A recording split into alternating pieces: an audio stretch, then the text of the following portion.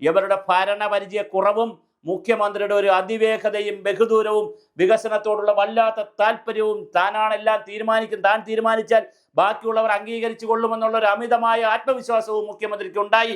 അങ്ങനെ ഉണ്ടാക്കി കൊടുത്തവരുമുണ്ട് കൂടെയുള്ളവർ. ഈ മുഖ്യമന്ത്രി തീരുമാനിച്ചോളൂ, ബാക്കി നമുക്ക് റെഡിയാക്കാമെന്ന് വെള്ളാപ്പള്ളിയൊക്കെ പറഞ്ഞല്ലോ. മുഖ്യമന്ത്രി വന്ന് CPI വിളിച്ച് വാടേ CPI നമുക്ക് ശരിയാക്കാടേ എന്ന് പറയുമ്പോൾ അങ്ങ് ശരിയായിക്കോളൂ എന്ന് വെള്ളാപ്പള്ളി പറഞ്ഞു. അങ്ങനെ ശരിയാകില്ല. CPI ഉയർത്തിയിരിക്കുന്നത് ഒരു രാഷ്ട്രീയ ചോദ്യമാണ്. ഇവിടുത്തെ കേരളത്തിലെ സച്ചിദാനന്ദനും സാറാ ജോസഫും അടങ്ങുന്ന 85ഓളം വരുന്ന സാംസ്കാരിക നായകർ ഉയർത്തിയിരിക്കുന്നത് വലിയൊരു ചോദ്യമാണ്. ആ ഒരു ഇടതുപക്ഷ ജനാധിപത്യ മുന്നണിയുടെ രാഷ്ട്രീയ ചോദ്യമാണ്. പക്ഷേ ആ രാഷ്ട്രീയ ചോദ്യവും ഭരണഘടനാപരമായിട്ടുള്ള ഫെഡറൽ സിസ്റ്റവും കൂടി ഒന്നിച്ചു പോകില്ല. ഇത് EMSന്റെ കാലം മുതൽ പറയുന്നതാണ്. എല്ലാ സഹാക്കളും ഇത് അറിഞ്ഞിരിക്കണം, സകല പാർട്ടിക്കാരും അറിഞ്ഞിരിക്കണം, എല്ലാ മുന്നണിക്കാരും അറിഞ്ഞിരിക്കണം. ഇത് രണ്ടും കൂടി ഒന്നിച്ചു പോകില്ല. പൊളിറ്റിക്കൽ അജണ്ടയും പിന്നെ ഭരണപരമായ ബ്യൂറോക്രാറ്റിക് അഡ്മിനിസ്ട്രേറ്റീവ് അജണ്ടയും ഒന്നിച്ച് പോകില്ല.